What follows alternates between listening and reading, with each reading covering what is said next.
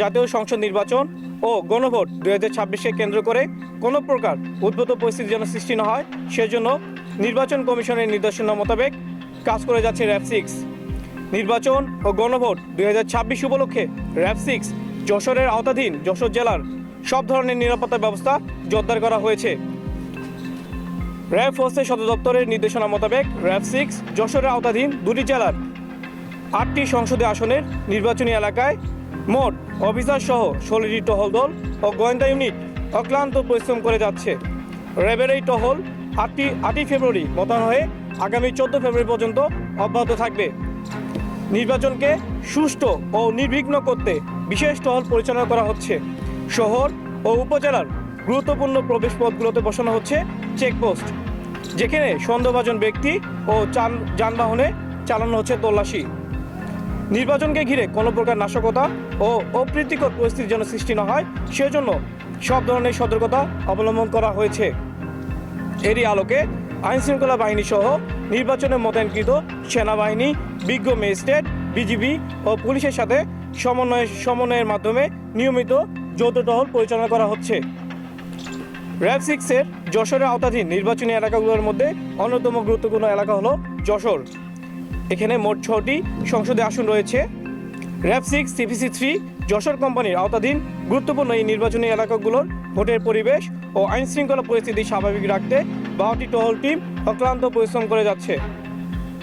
এরই ধারাবাহিকতায় 11 ফেব্রুয়ারি 2026 তারিখ যশোর ক্যাম্পের 12টি টহল দল যশোর জেলার ও 4টি টহল দল নড়াইল জেলার সমগ্র এলাকায় টহল পরিচালনা করে জনসাধারণকে জড়তা ও ভীতিমুক্ত হয়ে নির্বিঘ্নে ভোট কেন্দ্রে গিয়ে ভোট প্রদানের মাধ্যমে আগামী সমৃদ্ধ বাংলাদেশ গড়ার সঠিক নেতৃত্ব নির্বাচনের বার্তা প্রদান করেন।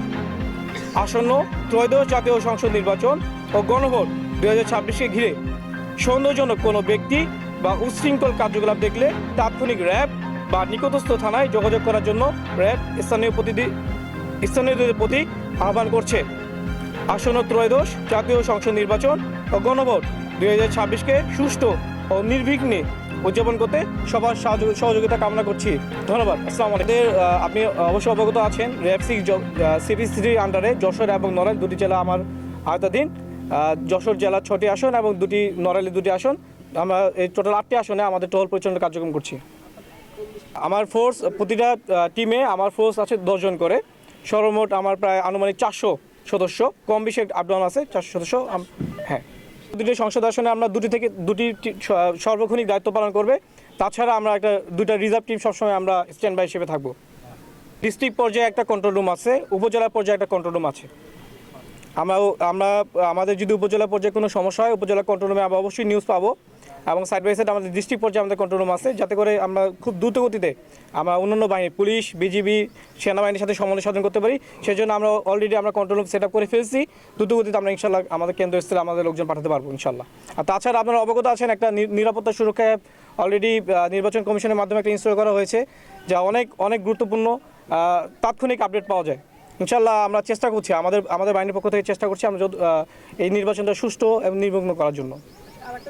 আমার স্পিচে বলেছি আমরা অলরেডি 8 তারিখ থেকে মোতায়েন হয়েছি। নির্বাচন 12 তারিখ, আমরা 14 তারিখ পর্যন্ত মোতায়েনকৃত থাকবো এখন পর্যন্ত। যদি দেখা যায় নির্বাচনের পরবর্তী পরিস্থিতি আপনি যেটা বললেন যে যদি পরিস্থিতি খারাপ হয় সেটার উপর ডিপেন্ড করে ইনশাল্লাহ আমরা এটা আরও বাড়াবো।